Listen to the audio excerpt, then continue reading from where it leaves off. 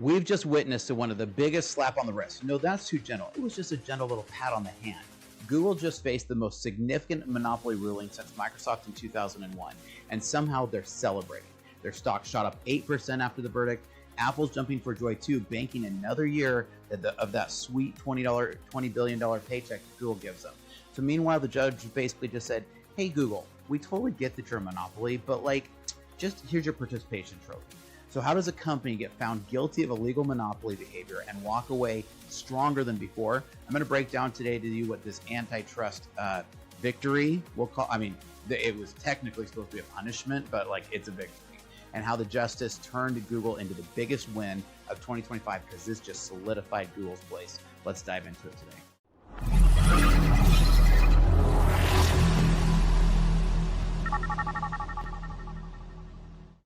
Welcome to Startup Hack. I'm Spencer, and here at Startup Hack, we love to train software developers as well as build custom software solutions for companies. With over a decade of executive leadership as a fractional CTO and 25 years of software development, I've mastered transforming tech teams and products.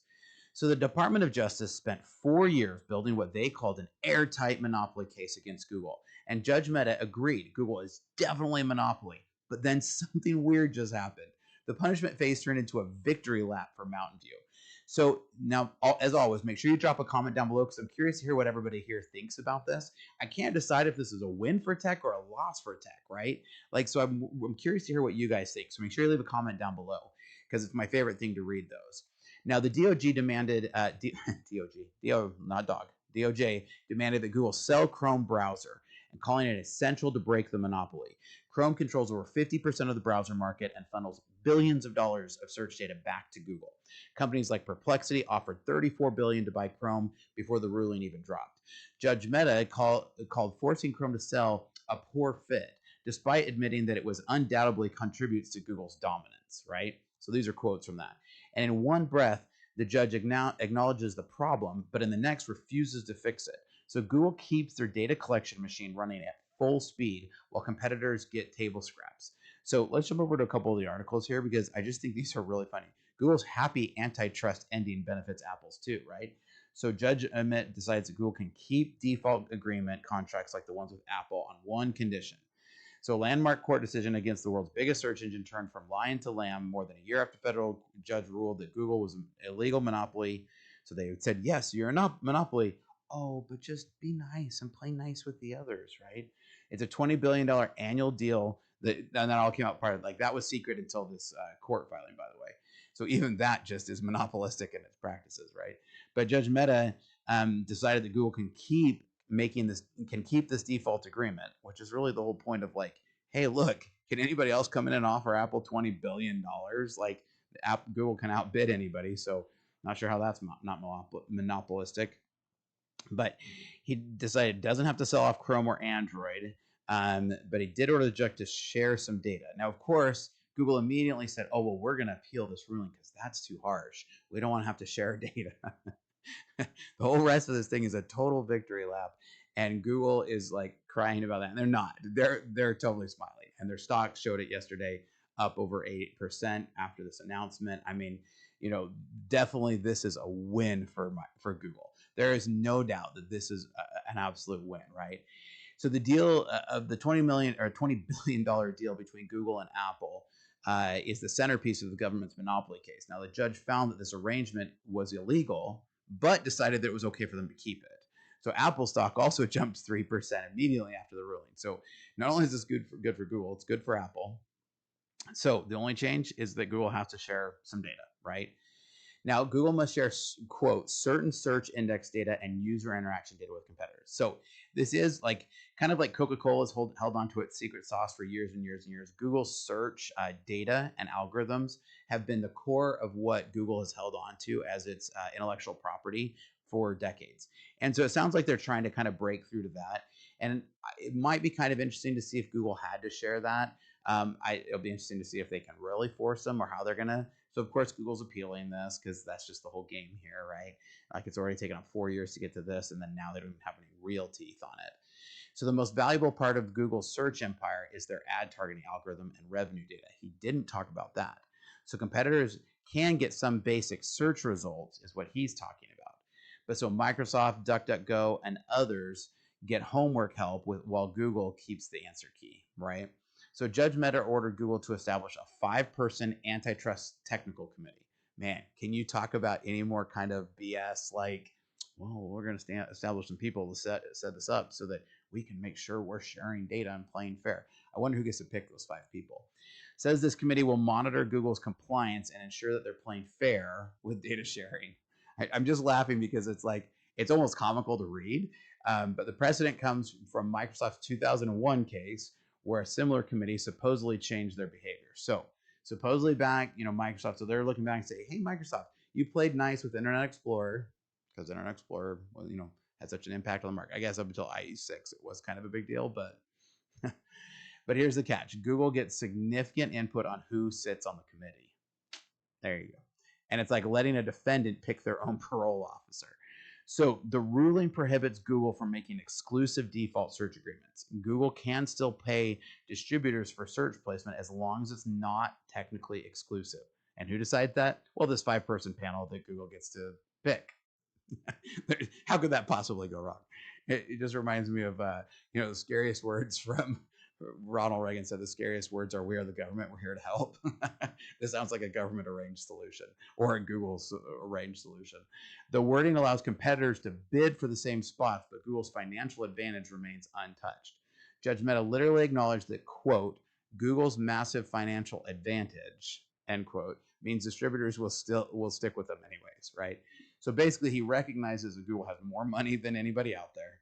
They can come in and outbid anybody and become exclusive, but it's not really exclusive because everybody else gets a chance to bid.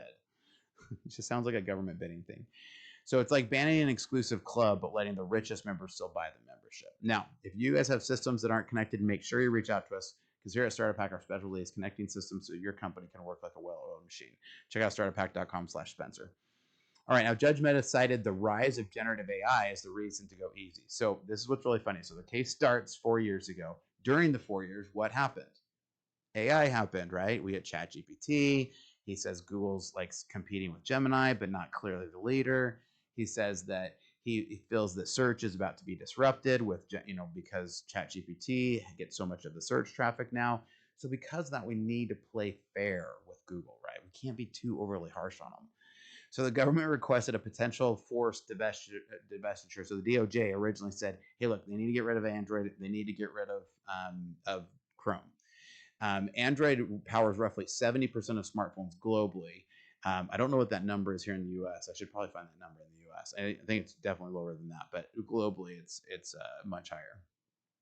Now, Judge Mehta completely rejected this request, saying that there wasn't sufficient evidence to force Google to sell Android or Chrome. So Google gets to keep control of the mobile ecosystem that drove so much of their search dominance through this time. Now, Android manufacturers still get financial incentives to feature Google services. So people like Samsung and others, like of course, they get paid to promote Google. Now, Wall Street understood immediately this was a massive win. The $26 billion Google spent in 2021 on default placements can continue to go to Apple. Revenue projections for search advertising remains unchanged despite the monopoly finding. So sometimes losing in court means winning everywhere else, and here's why. Because the point of this is now Google knows they're untouchable. They can now know they can go in, outbid anybody, do any kind of monopolistic practice, and at worst, they're gonna get a little tap on the hand. I'm gonna call it a slap on the hand.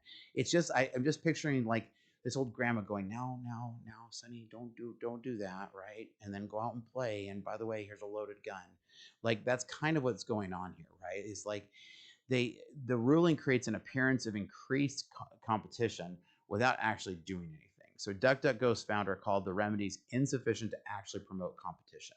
So DuckDuckGo's probably been one of the biggest outsiders trying to break into this space, and frankly, one of the ones who's been crowded out the most by Google's monopolistic practices. I mean, Microsoft's in there too with Bing, but Microsoft's kind of in its own boat with Bing, right? If they were to start dominating in that space, this is the reason why Microsoft has pulled out of the advertising space, is because they don't want to look like they're being monopolistic, right? So Microsoft's kind of flirted this same edge for about, for 25 years. Now, Google announced that they'll appeal the liability findings and these remedies. Now, the appeals process is going to take 2 to 3 years anyways. And by then, another ChatGPT could come along and change the whole course anyways. And then they'd be able to go back to court and be like, see, like, we don't have a monopoly. Now, the Supreme Court could overturn the entire ruling, making this whole process meaningless. But in the meantime, Google and Wall Street know that they're running scot-free and they're off to the races. So this ruling sets an absolutely terrible precedent for future big tech antitrust cases, because it means that you are able to buy your way out of monopolistic practices. Not because I'm saying they paid off in the courts. That may have happened. I don't know. That's not my stance.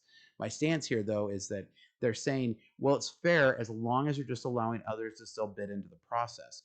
So if you're DuckDuckGo and you don't have $25 billion to offer to Apple, then of course, like you're going to lose. That's still monopolistic practices. So we're essentially telling companies that monopolistic behavior is a minor business expense, right? So to Google, the $20 billion is a total minor expense they will pay absolutely every time. They'll pay $30 billion. They'd probably pay $40 billion to be the single place on Apple, right? So Google's win gets to solidify their spot in keeping their core business model completely intact. They don't have to change anything. Apple wins by maintaining this spot, meaning it helps Apple, because if Apple was forced to be like, the very first thing you have to do is choose a search provider, Grandma may not know, and she'd be like, I like ducks. Let's choose DuckDuckGo, right? So Wall Street wins because both stocks, Apple's and Google, stays high. So this is a win for Google, for Apple. I'm not totally sure it's a win for tech. There might have been some pain. Like, we do get a lot of free benefits for Chrome being pretty amazing, but we're not winning in competition.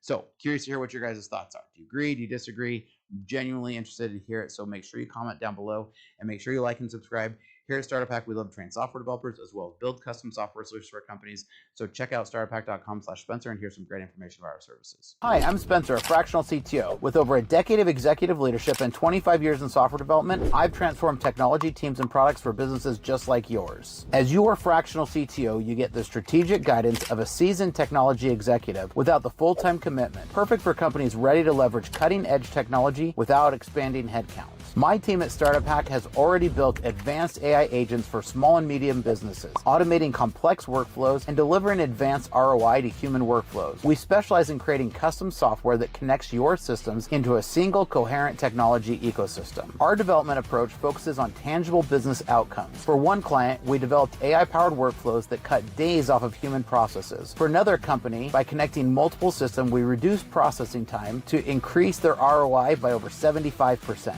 We don't just write code, we architect solutions that scale. Whether you need cloud system architecture, data integration between legacy systems, or custom AI agents that automate your unique business processes, my team delivers results that exceed your expectations. Having led technology for a lot of companies and launched 7 successful brands of my own, I bring battle-tested expertise to your business challenges. Our specialty is turning technological complexity into business advantage. So if you're ready to harness the power of AI and custom software to drive your business forward, let's connect. Together, we'll build technology that doesn't just solve today's problems, it positions you for tomorrow's opportunities. Technology leadership, decades of experience, AI powered. Reach out today and we can help you. Check out startuphack.com/Spencer.